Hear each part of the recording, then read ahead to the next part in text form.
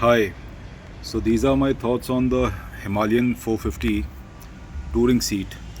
Now, the bike comes with a stock seat, and the stock seat is kind of okay, but I wanted a little more cushioning on it. And so then I had a look at the options that were available in the market. And so, primarily, there were three types. One was air seat, which reviews say is functional, but it looks very strange and looks like a add-on that is strapped on to the seat.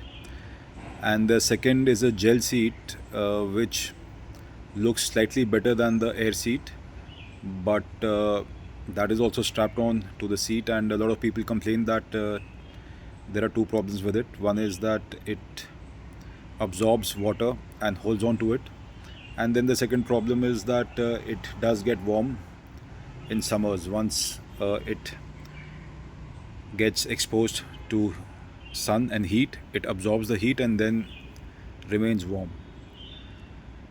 So those were the two options which are there in the aftermarket. Apart from this, those two options were cheaper than this, much cheaper, less than half the price. But only issue for me is that if I leave the bike parked someplace, those add-ons or accessories look out of place, and somebody will fiddle with them, and then quite possibly because they are strapped on to the seat, somebody might just steal them. And so in order to keep the bike as stock appearance or as stock looking as possible, then I decided to give the touring seat from Royal Enfield a look. Now the touring seat, mind you, is quite expensive. It will set you back by 9,000. That is if you go with the set. That is the front seat or the bike rider seat and the pillion seat. And if you only buy the front seat, then it will set you back by about approx 5,000 or 5k.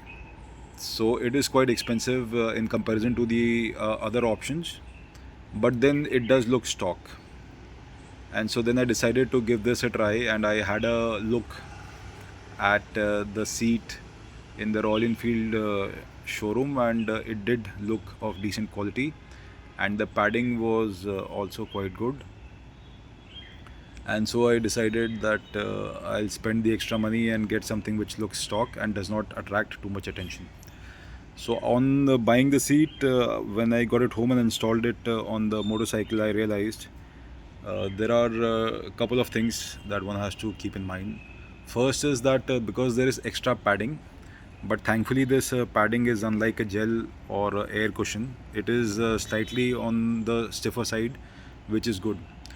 So that is a good thing. So, but because it has got extra padding, the seat height increases. Wasn't too much of an issue for me because as it is, I used to ride with the height increased on the stock seat also. You may be aware that the height can be increased. So I used to ride it on the high setting in the stock seat also, and with this also I ride it on the high setting or maximum height possible setting. And so for anybody who's considering it, they should be very clear that once you put the seat on, the height of the seat will increase. By how much? By maybe approximately a centimeter or so. For my case, that wasn't a problem. The cushioning is also slightly on the firm side. Mind you, it is cushioning, but it is firm, and I think firm is always better. So that way the cushioning is okay, but the increment in comfort is only about 10 to 15%, not more than that. So do not expect that if you will buy this seat, the increment in cushioning will be quite a bit. It will not be. It will be only a 10 to 15% increment in comfort. However, there is one downside which I realized after I started using this seat, and that is that when you use the stock seat comes with a dimpled finish on top of it, which is here. So this has a dimpled finish, and somehow it doesn't feel that hot. But this seat is smooth, and this finish is different from what is on the stock seat. and because of this finish, with whatever little abrasion that you will feel with your pants with the seat, or your pants feel with the seat, it does heat up quite a bit more than what I used to feel on the stock seat. There is something with this material. This is some carbon.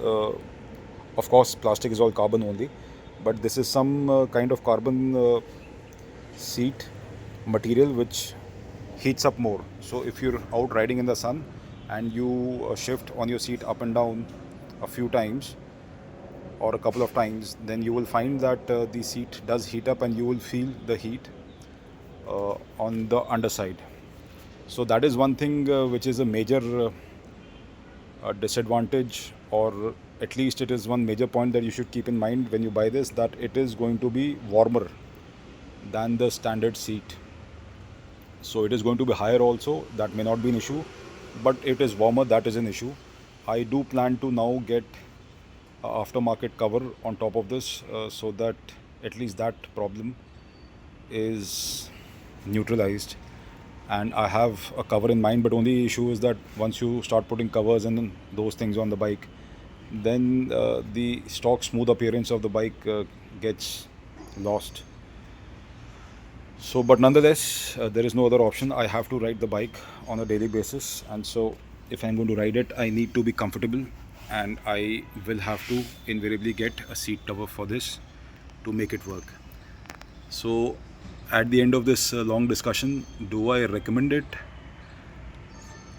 See, my logic to get this seat ultimately was because this looks stock, because it fits straight away onto the bike and you do not have to put straps and worry about it shifting and those things. Otherwise, if this is costing about 5k, then the other aftermarket options in the market will set you back by maximum 2000, depending on what quality or where you get them from. So I think you can make your buying decision based on that. Probably try out the cheaper options. If they do not work at all, then you can go with this, but this will only, again I repeat, it will make a 10% to 15% increase in your comfort only. Thank you.